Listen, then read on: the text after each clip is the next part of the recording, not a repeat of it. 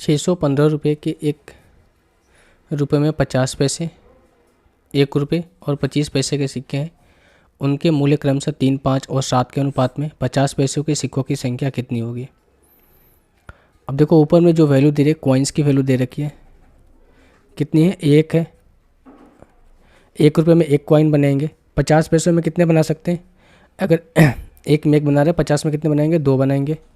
इस तरीके से 25 में कितने बनाएंगे, 4 बनाएंगे। और इनकी वैल्यू हमें दे रखी है, ये हमें दे रखी है 3, 5 और 7। तो हम यहाँ से अमाउंट निकाल सकते हैं इनकी, ये कितनी होगी। तो इनका और इनका मल्टीप्लिकेशन करते हैं, वैल्यू और कॉइन्स का मल्टीप्लिकेशन, तो हो जाएगा 3, 10, ये हो जाएगा 28, तो ये हो जाएगा 41। 41 की वैल्यू कितनी है, 615 है। हमें एक की वैल्यू निकालनी है, तो 615 अपन में 41 हो जाएगा। और इंटू कितना निकालना है, 10 पैसे कॉइन्स कितने हो जाएंगे, तो इंटू 10। ये कितने बार में जाएगा, ये जाएगा 15 चौका 60, 15 बार में जाएगा। यानी कि एक की वैल्यू कितनी आ जाएगी, 150। कितनी आ जाएगी भाई, 150। तो 50 पैसे कॉइन्स जो होंगे उनकी वैल्यू कितनी हो जाएगी, 150 आ जाएगी। ये 15 बार में जाएगा। तो 150 जो है इस क्वेश्चन का आंसर हो जाएगा। अगर आप इसको इस तरीके से नहीं समझ पा रहे हैं तो कोई बात नहीं, दूसरा तरीका एक ऐसा भी है जो बेसिक तरीका है। अगर मैं यहाँ से ये बोलूँ कि टोटल मेरे पास कितने पैसे थे भाई, 615 टोटल अमाउंट था, और कॉइन्स कितने थे, 1 रुपये का, 50 पैसे का और ये 25 पैसे का।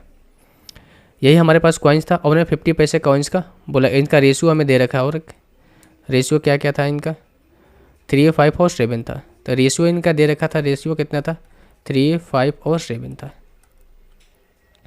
अगर मैं आपसे ये बोलूँ कि नंबर ऑफ़ कॉइन्स जो है 1 रुपये 50 पैसे और 25 पैसे के, इसको मैं एम, एन और पी मान लेता हूँ, या फिर एस, कुछ भी मान लेता हूँ, ठीक है। तो इसको मैं मान लेता हूँ एम, एन और ओ मान लेता हूँ। इसको जो ये रेशियो है ना, जो कॉइन्स है, इनको मैं मान लेता हूँ एम, एन और ओ मान लेता हूँ।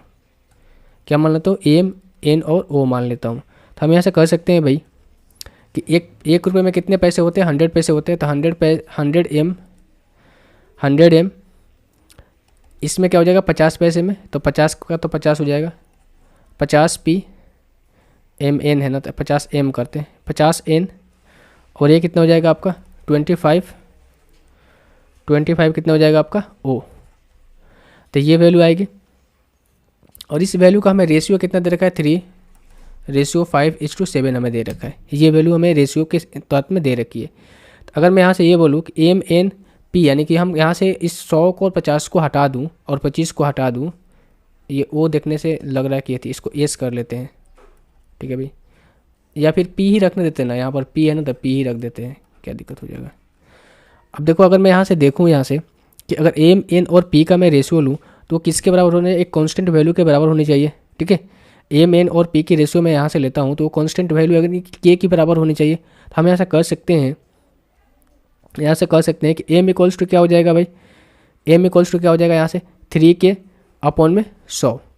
अगर इसको इसके बराबर मैं के कर देता हूँ, ये वैल्यू के बराबर के कर देता हूँ, तो अगर मैं यहाँ से एम की वैल्यू कंपेयर करूँ तो एम की वैल्यू यहाँ से मैं लिख सकता हूँ कि एम की वैल्यू लिख सकता हूँ कितना हो जाएगा 3k/100, 3k/100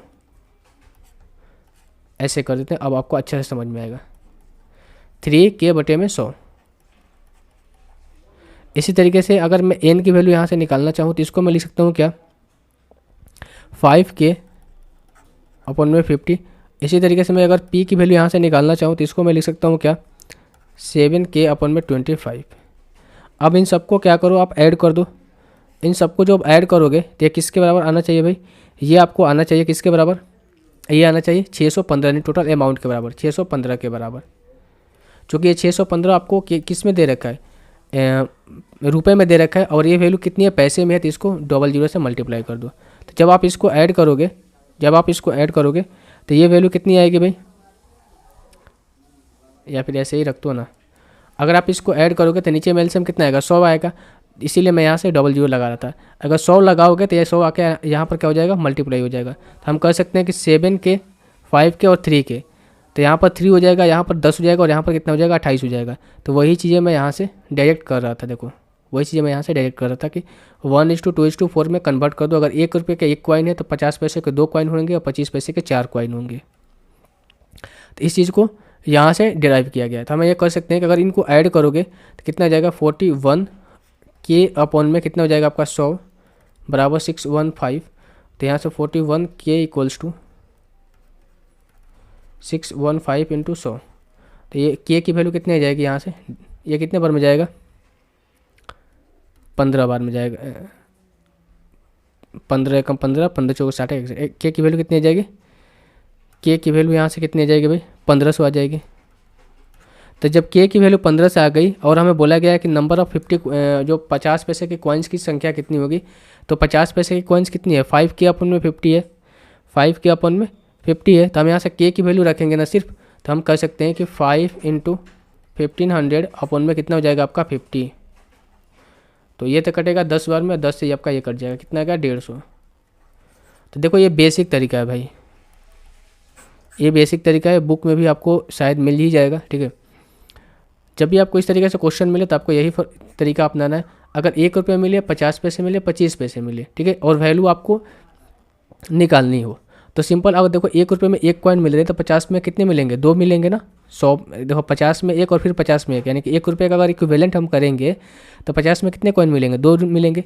और 25 पैसे को मैं 1 रुपये के इक्विवेलेंट करूँगा तो कितना हो जाएगा आपका, इसमें 4 कॉइन मिलेंगे। यानी हम कह सकते हैं कि इनका कॉइन का रेशियो 1:2:4 हो जाएगा और वैल्यू का रेशियो तो हमें दे ही रखा है यहाँ पर। ठीक है, तो उम्मीद है क्वेश्चन समझ में आ गया होगा।